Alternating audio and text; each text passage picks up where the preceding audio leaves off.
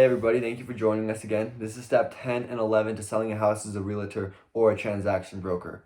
Now at this point, what's going to happen is a potential buyer is going to go ahead and put an offer forth, and then in the next part of the step, the house is going to go into list pending when you finally accept an offer. So let's go ahead and start off with step 10. When a potential buyer goes and puts an offer forth, really what they're doing is they're putting forth a purchase agreement. And what this is basically saying is it's defining what's going to happen from here on out. So, who's going to be paying for the appraisals? When are the appraisals going to happen?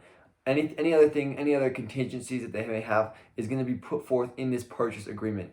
And at this point, it's also going to have how much they're going to buy the house for. That's what the offer really is as well.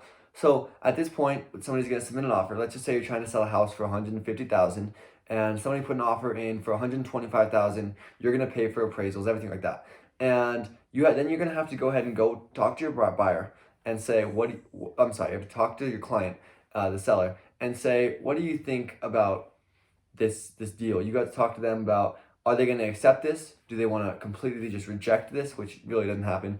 And then what are they going to counter with?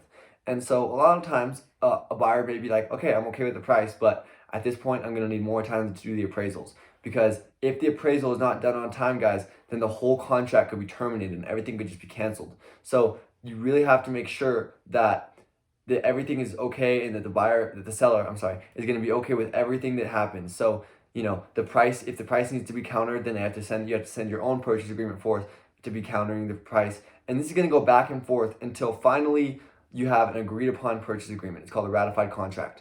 And so after this ratified contract is signed by all parties, then you're going to be able to finally go ahead and the house is going to go into list pending, meaning that you're going to have to go in the MLS and say list pending. Now, there is one thing you can do when it comes to list pending after there's been a ratified contract that's signed. You can say house is in list pending, accepting backup offers, meaning that you are still open to taking backup offers, but at this point, the house is in list pending and there isn't a ratified contract signed by all parties.